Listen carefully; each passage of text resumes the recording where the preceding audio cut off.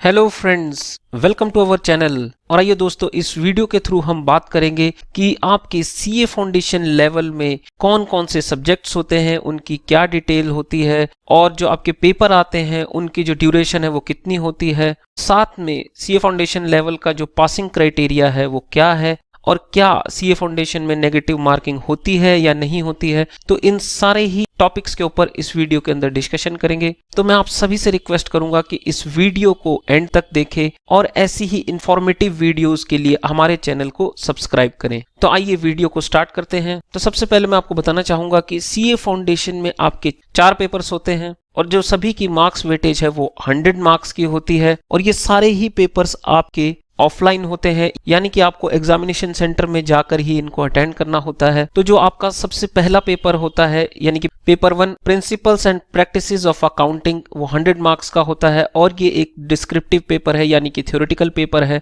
और जो इसकी ड्यूरेशन है वो 3 आवर्स की होती है। इसी तरह से आपका पेपर नंबर 2 है जो कि business laws and business corresponding and reporting है। ये भी आपका 100 मार्क्स का है और ये भी एक थ्योरेटिकल पेपर है जिसकी की ड्यूरेशन 3 आवर्स की है। ये पेपर आपका 2 सेक्शंस में बटा होता है। सेक्शन ए बिजनेस लॉज, तो इस पेपर में 60 मार्क्स का आपका बिजनेस लॉज का पार्ट आता है और section B business corresponding and reporting, ये 40 मार्क्स का आता है। तो ये जो आपका बीसीआर का पेपर है ये एक तरह से पूरा ही इंग्लिश सब्जेक्ट का पेपर है। तो इसमें आपको रिपोर्ट राइटिंग वगैरह सिखाई जाती है। जो आपका पेपर 3 है वो business mathematics, logical reasoning and statistics का होता है। ये भी 100 मार्क्स का है और ये एक एमसीक्यू बेस्ड पेपर है और जो इसकी ड्यूरेशन है वो 2 आवर्स की होती है। ये पेपर 3 पार्ट्स में बटा होता है। पार्ट ए बिजनेस मैथमेटिक्स जो कि 40 मार्क्स का आता है, पार्ट बी स्टैटिस्टिक जो कि 20 मार्क्स का आता है और पार्ट सी लॉजिकल रीजनिंग जो कि 40 मार्क्स का आता है। पेपर 4 जो है आपका वो business economics and business and commercial knowledge का होता है।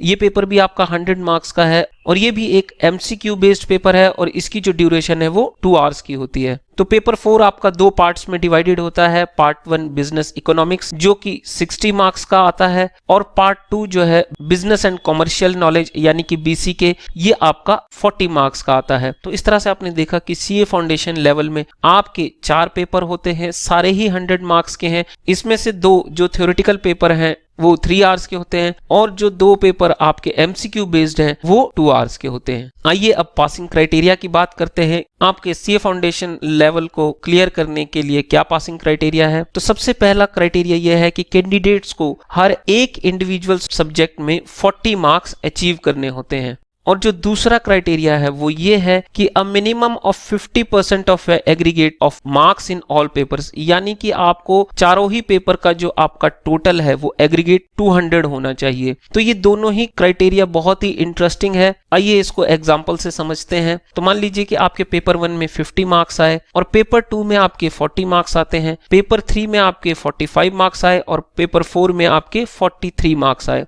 तो आप देखेंगे कि चारों ही पेपर में आपके 40 से अबव मार्क्स है। तो इस हिसाब से अगर देखा जाए तो आप ये एग्जाम क्लियर कर चुके हैं। तो according to the first criteria you are pass, क्योंकि आपके सभी में 40 से ऊपर मार्क्स हैं। लेकिन अगर हम सेकंड क्राइटेरिया देखें तो आपका जो टोटल आया है वो सिर्फ 178 मार्क्स है। तो आपको जो एग्रीगेट 4 पेपर्स का बनता है वो 200 है, तो वो आप नहीं अचीव कर पाए, तो इस वजह से आप फेल डिक्लेयर कर दिए जाते हैं। तो आपको बहुत ही ध्यान से ये चीज समझनी है कि आपको एटलीस्ट जो आपका बेंचमार्क होना चाहिए वो हर एक पेपर में 50 मार्क्स का होना चाहिए, तभी आप जो स्कोर है 200 मार्क्स जो मिनिमम स्कोर है वो अचीव कर पाएंगे। या अगर आप इसको दूसरी तरीके से देखें, अगर आपकी अकाउंटेंसी में मास्टरी है तो आप अगर उसमें 60 मार्क्स लाते हैं और मैथ्स भी आपका बहुत अच्छा है उसमें भी आपका 60 मार्क्स आ जाता है, बाकियों में अगर आप 40 मार्क्स भी लाएंगे तो भी आप देखेंगे कि चारों पेपर का टोटल आपका 200 हो जाएगा। तो आपको इस चीज का बहुत ध्यान रखना है कि आपको सिर्फ 40 मार्क्स ही नहीं अचीव करने हैं, बट जो चारों पेपर का एग्रीगेट है वो आपका 200 भी होना चाहिए, तभी आप फाउंडेशन को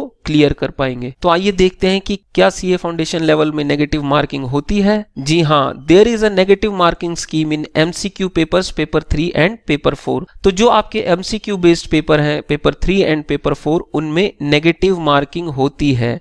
तो उसका क्राइटेरिया क्या है? For every wrong answer 1/4 of the marks will be deducted. इसका मतलब यह है कि मान लीजिए कि आपने 4 क्वेश्चंस का गलत आंसर दे दिया तो उसकी वजह से आपका 1 मार्क डिडक्ट हो जाएगा। तो नेगेटिव मार्किंग जो है आपकी एमसीक्यू बेस्ड पेपर्स में है, पेपर 3 एंड पेपर 4 में, और 4 गलत आंसर्स की वजह से उसमें आपका 1 मार्क डिडक्ट कर दिया जाएगा। तो आपको बहुत ही ध्यान से इन पेपर्स में आंसर्स को चूज करना है। तो जिसमें आप कॉन्फिडेंट हो सिर्फ उन आंसर्स को ही चूज करें।